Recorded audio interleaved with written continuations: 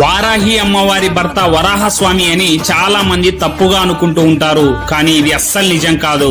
ఆయన ఎవరో తెలుసుకునే ముందు ఈ వీడియోకు చిన్న లైక్ చేసి మన ఛానల్ ని సబ్స్క్రైబ్ చేసుకోండి.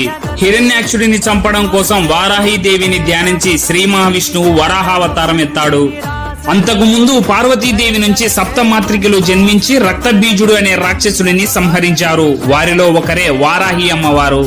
అలా అష్టదిక్కులను కాపాడుట కోసం శివుడి స్వరూపమైన కాల భైరవుడు నుంచి అష్టభైరవులు ఉద్భవించారు. ఈ అష్టభైరవులలో ఒకరైన ఉన్మద్భైరవుడే వారాహి అమ్మవారి భర్త. కాశీలో ఉండే ఉగ్ర వారాహి అమ్మవారు రాత్రి అంతా గ్రామ సంచారం చేస్తూ దుష్ట శక్తుల నుండి కాశీని కాపాడి పగలంతా విశ్రాంతి తీసుకుంటారు. అందుకే వారాహి అమ్మవారిని సూర్యోదయానికి ముందు, సూర్యాస్తమయం తర్వాత మాత్రమే పూజించాలి. వారాహి అమ్మవారి ఆలయం ఎక్కడ ఉన్నా 2 గంటలు మాత్రమే దర్శనానికి అనుమతిస్తారు. వారాహి అమ్మవారి ఆశీస్సుల కోసం అందరూ కామెంట్ లో రాయండి వారాహి మాతాకి. Download ShareChat.